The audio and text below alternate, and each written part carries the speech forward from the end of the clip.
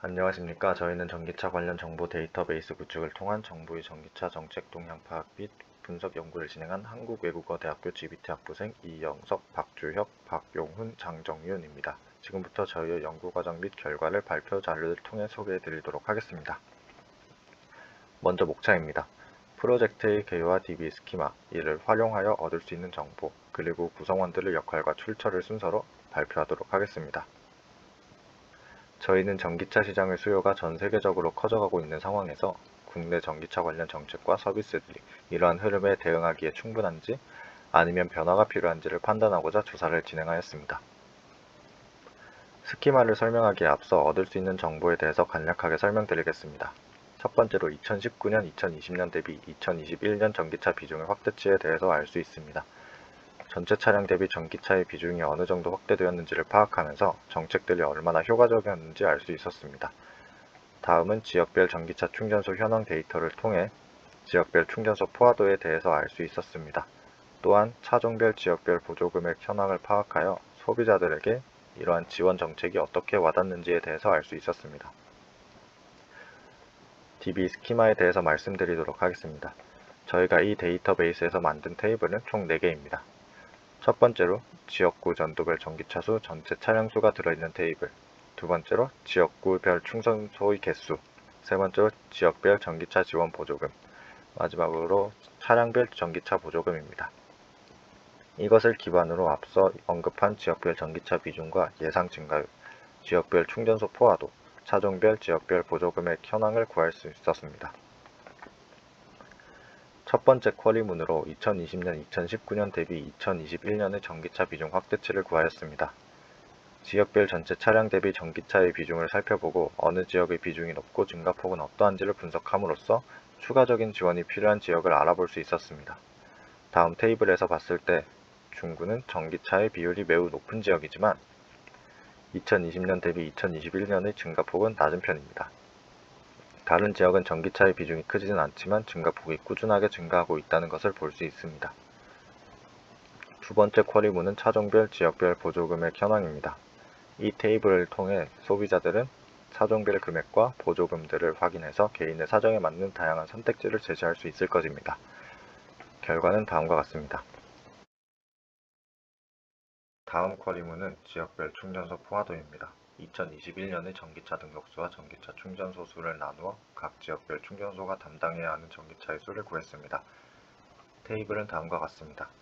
현재 대한민국의 전기차 충전소는 한 곳당 평균 20.43대를 부담하고 있습니다. 이 값을 활용하면 포화도 상위 5개의 지역과 하위 5개의 지역을 구할 수 있습니다. 쿼리문은 다음과 같습니다. 포화도 상위 5개의 지역은 충전소에 비해 전기차의 수가 많기 때문에 인프라 확충에 노력을 기울여야 할 것이며 하위 5개의 지역은 반대로 전기차 수가 적기 때문에 추가적인 전기차 수 증대에 집중을 해야 할 것입니다. 결과는 다음과 같습니다. 특히 강남구의 경우 충전소 포화도가 69.77로 높은 편이지만 전기차의 수가 많지 않아 충전소의 수익성이 안정적이지 못하다는 점과 땅값 등 운영 비용이 높다는 점도 고려해야 합니다. 다음은 산업통상자원부에서 발표한 제4차 친환경 자동차 기본계획입니다. 정부에서는 2025년까지 전기차 113만 대를 보급하는 것을 목표로 하고 있습니다. 저희 팀은 지금의 성장세를 기준으로 이 목표를 달성할 수 있는지에 대해서 계산해 보았습니다.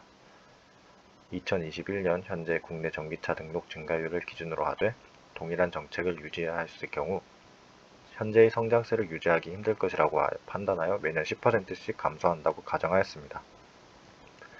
그 결과 2025년 전국 전기차의 차량 수는 약 108만 대로 5만 대가 부족한 상황입니다.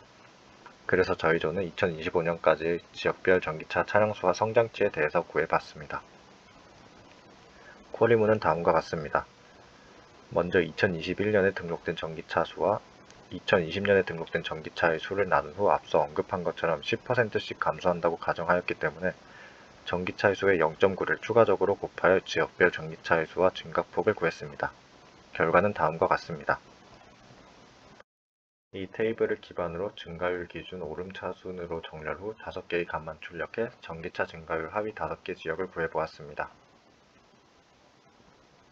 결과는 다음과 같습니다.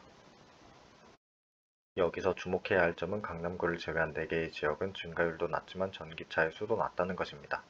전기차의 수도 낮은데 성장세도 낮기에 위의 4곳은 타 지역보다 강력한 지원 제기 필요할 것입니다.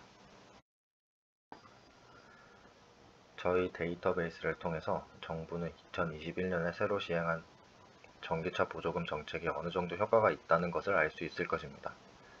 다만 지금과 같은 정책으로는 2025년의 목표를 달성하기에 조금 부족할 수도 있다는 전망도 확인되었기에 추가적인 지원 정책이 필요함도 알 수 있을 것입니다.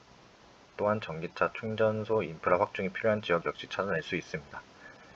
전기차 구매자의 경우 차량 구매를 할 때 나오는 보조금을 알고 자신이 사는 지역에 충전소가 어느 정도 있는지를 파악하여 합리적인 소비를 하도록 도울 것이며, 기업의 경우 제조 수량과 가격을 결정하는 데 있어 유의미한 정보를 얻을 수 있을 것입니다. 저희 팀원과 각 역할입니다. 다음은 각 자료들의 출처입니다. 이상으로 발표를 마치도록 하겠습니다. 감사합니다.